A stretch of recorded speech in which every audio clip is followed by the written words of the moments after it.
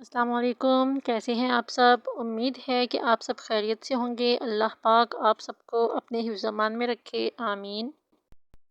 سفر کربلا کا بقیہ حصہ۔ پہلا حصہ جو ہے اس کا لنک میں نے ڈسکرپشن باکس میں دے دیا ہے، آپ کو وہاں سے مل جائے گا۔ ابن زبیر کو یہ معلوم پڑ گیا تھا کہ امام حسین علیہ السلام جو ہیں وہ یزید کی بیعت نہیں کریں گے، تو اسی بنا پر وہ سلیمان بن زرد خزائی کے گھر میں جمع ہو گئے اور امام حسین کو ایک خط لکھا جس میں آپ کو کوفہ آنے کی دعوت دی گئی۔ اس خط کے بھیجے ہوئے ابھی 2 دن بھی نہیں گزرے تھے کہ کوفہ والوں نے 150 خط آپ کے نام لکھے، جس میں سے ہر ایک پر کم از کم 1 سے 4 افراد کے دستخط ہوا کرتے تھے۔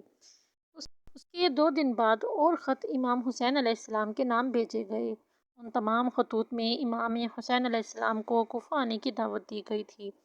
امام حسین علیہ السلام نے ان خطوں کے جواب دینے میں تاخیر کی، یہاں تک کہ ان خطوں کی تعداد بہت زیادہ ہو گئی۔ اس موقع پر آپ نے ایک خط تحریر فرمایا جس کا مضمون یہ تھا کہ میں اپنے خاندان میں سے سب سے زیادہ بااعتماد چچا زاد بھائی کو آپ کی طرف بھیج رہا ہوں تاکہ وہ مجھے آپ لوگوں کے حالات سے آگاہ کرے۔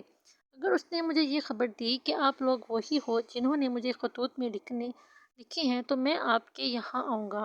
امام صرف وہ ہے جو کتاب خدا پر عمل پیرا ہو، عدالت قائم کرے، دین حق پر یقین رکھتا ہو اور اپنے آپ کو خدا کے لیے وقف کرے۔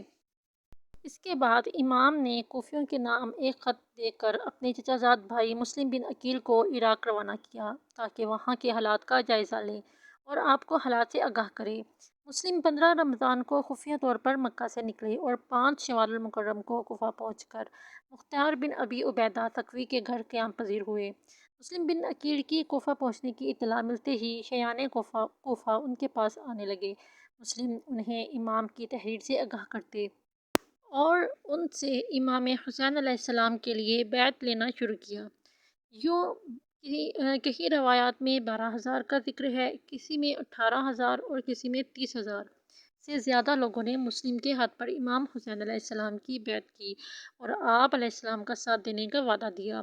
اس موقع پر مسلم نے امام حسین کو ایک خط لکھا جس میں بیعت کرنے والوں کی کثرت کا ذکر کرتے ہوئے امام کو کوفہ آنے کا مشورہ دیا۔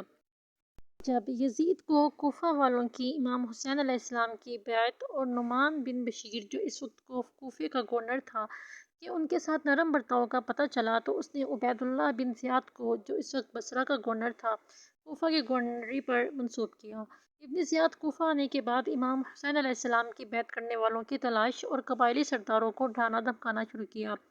تاریخی اسناد سے معلوم ہوتا ہے کہ لوگ عبید اللہ ابن زیاد کے کارندوں کے پروپیگنڈوں سے ڈر کر مسلم بن عقیل سے دور ہونے لگے، یہاں تک کہ رات کے وقت تک مسلم بن عقیل تنہا رہ گئے اور چھپنے کے لیے کوئی جگہ بھی میسر نہ تھی، اور آخرکار ابن زیاد کی فوج سے لڑنے کے بعد محمد بن اشعث کی طرف سے امان دینے کے وعدے سے ہتھیار ڈال دیے اور انہیں پکڑ کر محل لایا گیا، لیکن ابن زیاد نے محمد بن اشعث کے امان نامے کی پرواہ کیے بغیر مسلم کو شہید کرنے کا حکم دیا۔ مسلم بن عقیل امام حسین علیہ السلام کے لیے فکر مند تھے، اس وجہ سے آپ نے عمر بن سعد کو اس سلسلے میں وصیت کی۔ اس کا تعلق قریش سے تھا۔ مسلم کی پہلی وصیت یہ تھی کہ کسی کو امام حسین علیہ السلام کے پاس بھیج دیا جائے اور حضرت کو کوفہ آنے سے روکا جائے۔ زبالہ نامی جگہ پر عمر بن سعد کے ذریعے بھیجا گیا پیغام امام علیہ السلام کی خدمت میں پہنچا۔ امام حسین علیہ السلام مکہ میں 4 مہینے 5 دن اقامت کے بعد بروز پیر 8 ذو الحجہ 82 افراد کے ساتھ مکہ سے کوفہ کی طرف روانہ ہوئے۔ بعض نے تاریخی اور حدیثی شواہد کو مد نظر رکھتے ہوئے کہا ہے کہ امام حسین علیہ السلام نے شروع سے ہی عمرہ مفردہ کی نیت کر رکھی تھی، اس لیے حج کے موسم میں مکہ سے باہر تشریف لے گئے۔ مکہ میں قیام کے آخری مہینے میں جب امام حسین علیہ السلام کا کوفہ کی طرف جانے کا احتمال شدید اختیار کرنے لگا تو بہت سارے افراد نے اس سفر کی مخالفت کی۔ ان افراد میں عبداللہ بن عباس اور محمد بن حنفیہ امام کی خدمت میں آئے تاکہ آپ کو کوفہ کی طرف سفر کرنے سے منع کریں، لیکن وہ اس میں کامیاب نہیں ہوئے۔ جب امام حسین علیہ السلام اور آپ کے ساتھی مکہ سے باہر نکلے تو مکہ کے گورنر عمرو بن سعید بن عاص کی فوج نے یحییٰ بن سعید کی سرکردگی میں امام حسین علیہ السلام کا راستہ روکا، لیکن آپ نے کوئی اہمیت نہیں دی اور اپنا سفر جاری رکھا۔ امام علیہ السلام ہر منزل پر لوگوں کو جذب کرنے اور ان کے ذہنوں میں اس معاملے کو واضح اور روشن کرنے کے لیے ہر ممکن تلاش کرتے رہے۔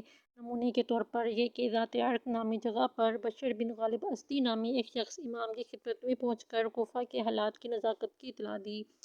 اس موقع پر امام نے اس کی بات کی تصدیق کی۔ اس شخص نے امام علیہ السلام سے ایک آیت کے بارے میں دریافت کیا، یوم ندعو کل اناس بامامہم۔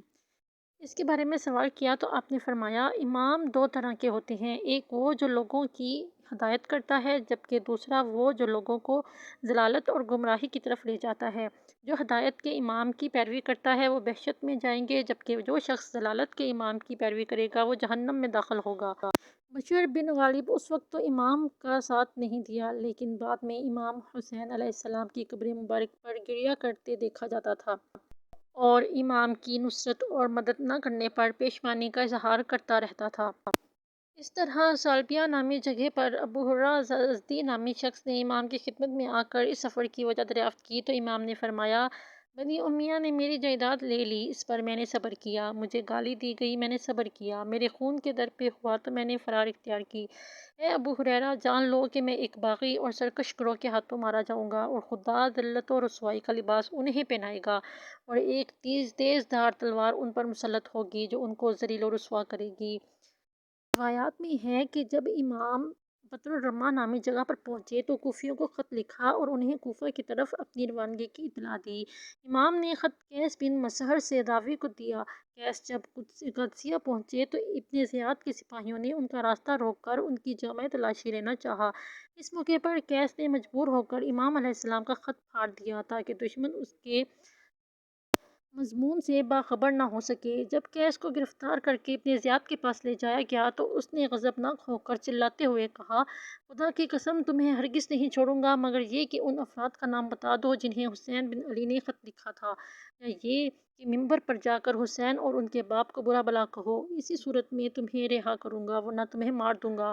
قیس نے قبول کیا اور ممبر پر جا کر امام کو برا بھلا کہنے کے بجائے کہا، اے لوگو، میں حسین بن علی کا الچی ہوں اور تمہاری طرف آیا ہوں تاکہ آپ کا پیغام تم کو پہنچا سکوں۔ ابن زیاد نے یہ سنا تو آگ بگولا ہو گیا اور حکم دیا کہ قیس بن مسہر کو دارالامارہ کی چھت سے نیچے پھینکا جائے۔ اس کے سپاہیوں نے ایسا ہی کیا اور پھر اس جسم بے جان کی تمام پسلیاں توڑ دیں۔ روایات میں ہے کہ امام حسین علیہ السلام نے مسلم کی شہادت کی خبر پانے سے قبل اپنے رضاعی بھائی عبداللہ بن یکتر کو مسلم کی طرف بھجوایا تھا، لیکن وہ حسین بن نمیر کے ہاتھوں گرفتار ہو کر ابن زیاد کے پاس لے جائے گئے۔ ابن زیاد نے حکم دیا کہ انہیں دارالامارہ کی چھت پر لے جایا جائے تاکہ کوفیوں کے سامنے امام حسین علیہ السلام اور آپ کے والد بزرگوار پر سبلان کریں۔ عبداللہ بن یکتر نے دارالامارہ کی چھت سے کوفہ والوں سے مخاطب ہو کر کہا، اے لوگو، میں تمہارے پیغمبر کی بیٹی کے فرزند حسین کا ارچی ہوں، اپنے امام کی مدد کو توڑو اور ابن مرجالہ کے خلاف بغاوت کرو۔ ابن زیاد نے جب یہ دیکھا تو حکم دیا کہ انہیں چھت سے نیچے گرا دیا جائے اور اس کے گماشتوں نے ایسا ہی کیا۔ عبداللہ بن یکتر جان کنی کی حالت میں تھے کہ ایک شخص نے آ کر انہیں قتل کر دیا۔ اس کے ساتھ ہی مجھے اجازت دیں، اللہ حافظ۔ انشاءاللہ بقیہ حصہ کل والی ویڈیو میں پیش کروں گی۔ جزاک اللہ خیرہ۔ اللہ حافظ، فی امان اللہ۔